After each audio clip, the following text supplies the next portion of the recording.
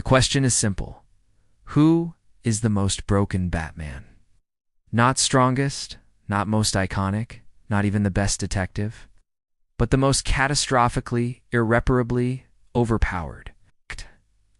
To find the answer, you need to leave behind Gotham's shadowy streets and step into the storm that is the Dark Multiverse, a place where Batman's worst fears are reality, and where one version of Bruce Wayne found a way to break the rules so thoroughly that he almost broke the DC Universe itself. His name is Red Death.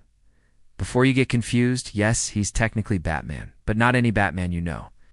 This is a Bruce Wayne who lost everything over and over. In his reality, his partners Dick, Tim, Jason, Damian, all crime fighters he treated as his children, died.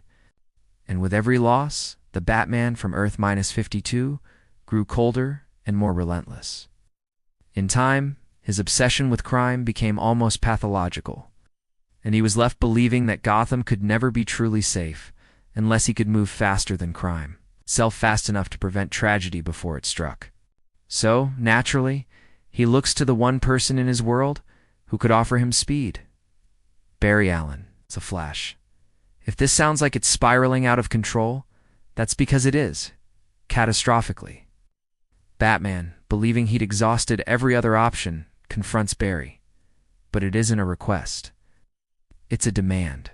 Barry refuses, insisting that the Speed Force is too volatile for anyone, never mind Batman himself. But Batman is desperate, for Batman. Desperation is always a warning sign. He subdues Barry, straps himself and the Speedster to the hood of the Batmobile, wires it to the cosmic treadmill, and drives them both straight into the Speed Force. This is not an accident. It's a violent, calculated theft. In the aftermath, Batman succeeds in what no one else has ever done. He merges with the Flash, killing Barry and absorbing his psyche, his memories, and most importantly, his connection to the Speed Force. Emerging as a hybrid, Red Death Bruce becomes a living paradox. He is Batman's intellect, training, and willpower. Bolstered by the reality-warping, universe-bending power of the Speed Force, he looks like someone dipped Batman in a tornado of red lightning. And mentally he's not alone. Barry's consciousness endures within Bruce. An eternally screaming passenger, forced to watch his body used for terrors Batman never should have had the power to inflict. So how broken is Red Death? Well, first consider the basics. The Speed Force doesn't just grant speed. It lets him vibrate through walls, appear invisible, heal virtually any wound in seconds, and age so slowly it's almost trivial. That alone would be enough, but remember, this is Batman. No one plans better, no one sets traps better, no one in the entire multiverse studies an enemy's weakness with such monomania. Red Death combines the world's most dangerous strategic mind with the ultimate get-out-of-jail-free card: speed. When he arrives on Prime Earth with the rest of the Dark Knight's evil Batman, each warped by their own worst-case scenarios, he doesn't wait for subtlety. He steals the Flash's entire rogues gallery of powers, infects the Speed Force itself.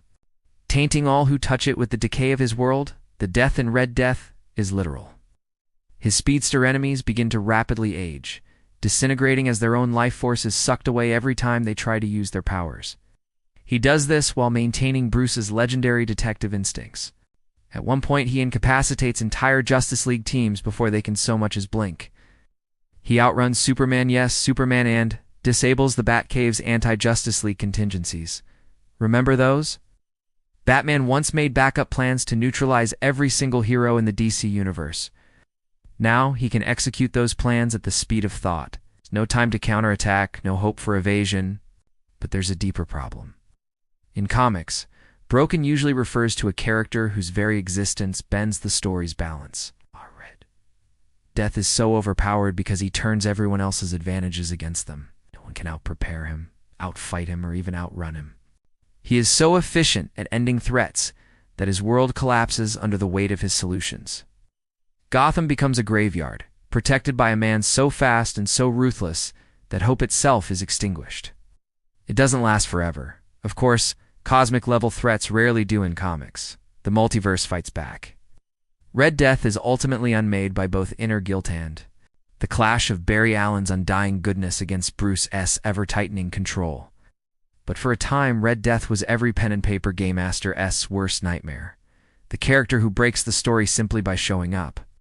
So next time someone asks you who's the most broken Batman, it's the one who stole the Speed Force not to save the world, but to finally outrun his own trauma. That is Red Death, and that, in the end, is why he's the most broken of them all.